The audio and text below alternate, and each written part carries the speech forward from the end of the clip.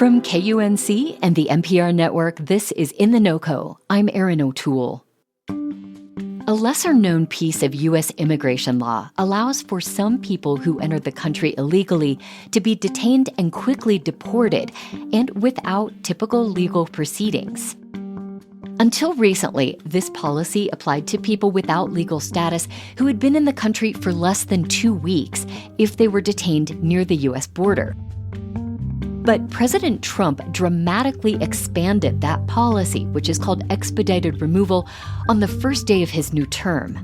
Now, immigrants without legal status who have been in the country for as long as 2 years can be deported more quickly. And Trump's revised version of the policy applies to the entire U.S., not just the border region. This shift affects thousands of non-citizens here in Colorado at a moment when immigration officials have been ramping up raids in cities like Denver and Aurora. So we wanted to better understand expedited removal and how it changes the landscape for non-citizens. We reached out to Violeta Chapin. She's a professor of immigration law at the University of Colorado Boulder, where she teaches the Immigration Defense Clinic. She's been keeping an eye on changes to immigration enforcement and advises immigrants on their rights. She started by explaining the concept of having a different set of rules for recent arrivals to the U.S. So recent arrivals, which is whom the expedited removal statute has long applied to, just haven't created the kinds of community ties that you would expect and that you do see from immigrants who have come into the United States, have set down roots, right, with the intention to stay, and have begun to behave like humans behave when they actually move somewhere. They've enrolled their children in school, they've started working, they start meeting their neighbors, they start becoming part of the fabric of their communities. Sure. And so the expedited removal process was meant to arrive people who had sort of recently arrived without authorization and could be quickly removed. You teach an immigrant defense clinic at CU Law School. You and your students support and defend members of Colorado's immigrant community. What is your advice to immigrants in Colorado who are worried they may be at risk?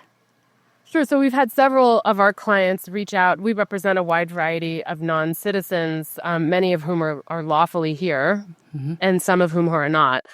For example, we represent a large number of undocumented students. They are DACA recipients, and so they have temporary reprieve from removal. They have a work permit. Many of them are enrolled at CU Boulder. And they're suddenly nervous about this because they do remain undocumented. And they ask me, like, what should I have on me to prove that I've been here longer than 2 years? And I tell them, first of all, the first thing that's going to let immigration agents know that you've been here longer than 2 years is your impeccable English. They've been here since they were 2 years old. They speak perfect English. Right. But certainly, talking to them about actual things that they can have on them. The first thing I tell them to look for is their driver's license. Here in Colorado, we passed a law in 2013 that allows undocumented residents to have access to a driver's license, regardless of their immigration status. And so undocumented people in Colorado have a driver's license, many of which were issued, right, longer than 2 years ago. Right. So just having their license and showing the issuance date should be enough. Certainly, maybe snapping a picture of your taxes. Undocumented people pay taxes, and they have been doing so for years. And so snapping a picture of, your 2022 taxes, that's safely 2 years out. And have you talked to people about making plans for what happens if they or a family member does get caught in one of these immigration sweeps? So certainly family preparedness and family planning has been part of the immigrant community for a long time. And certainly during the first Trump administration, there was a lot of attention paid to that. I think, first of all, every family should be prepared for what happens to the children should something happen to the adults. My husband and I are both citizens, but we also have a family preparedness plan. Should something happen to he or I, we know who's going to be the person who goes and picks up the children from school, right? Who's going to be our power of attorney to deal with our financial matters. Mm-hmm. This is something that a lot of families do, not just immigrant families. It does feel now there's a lot of attention being paid to that specifically because, there's this anxiety and this concern that something sudden could happen. But that being said, Yes, immigrant families are preparing. They've been preparing over the years because it's always tenuous to be in the United States without authorization. There's always the possibility that something could happen that would result in your detention. Now, the vast majority of immigrants who do get pulled into detention are going to be eligible for bond. Right. And they're going to have an opportunity to ask an immigration judge to release them on a bond, which is an amount of money they would have to pay to be released. And then it seems like with the expansion of expedited removal, that can just be bypassed altogether anyway. Right, which is why the administration and Immigration and Customs Enforcement, quite frankly, loves expedited removal because it allows them to bypass the court process to do it quickly. Our immigration court system is infamously backlogged.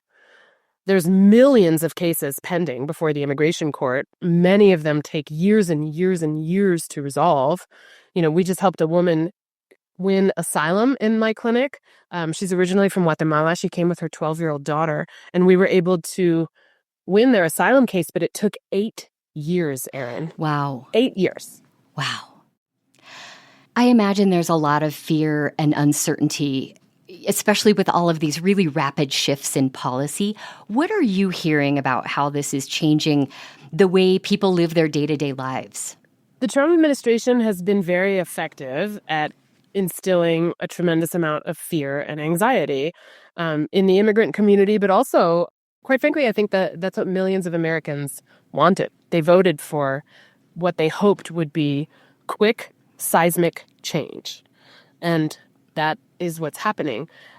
On a day-to-day basis, people are still just living their daily lives, really. It's one thing to read the news, and it's also another thing to know that you have to go to work and you have to pick up the kids and you have to go grocery shopping. So for the most part, people are still living their daily lives. It's just infused with a lot of fear and anxiety. Right. But I am worried about the future. I certainly am worried about what we're seeing with mass deportations and the efforts by the Trump administration to really expand the number of facilities that can hold migrants. We're seeing Guantanamo Bay being repurposed. I just read a couple minutes ago in the news that they're now going to be using military bases to detain immigrants. And so I do think this is just the beginning, Erin, unfortunately. Mm-hmm. And I think we're really going to see a dramatic increase in the number of detentions. And then that's really going to put a tremendous amount of stress on our courts. Violetta Chapin is a professor of immigration law at the University of Colorado Law School in Boulder, where she teaches the Immigration Defense Clinic. You can read more about the expedited removal policy and find links to community resources in the show notes and at KUNC.org. While you're there, you can check out previous episodes of the show you might have missed, like our conversation with a CSU researcher who runs a laboratory that studies all things chocolate. Or our episode on how crews finally put out an underground coal fire in Boulder that had been burning for almost 100 years. You can also follow the podcast for free so you never miss an episode. That's it today for In The NoCo. I'm Erin O'Toole. Thank you so much for listening.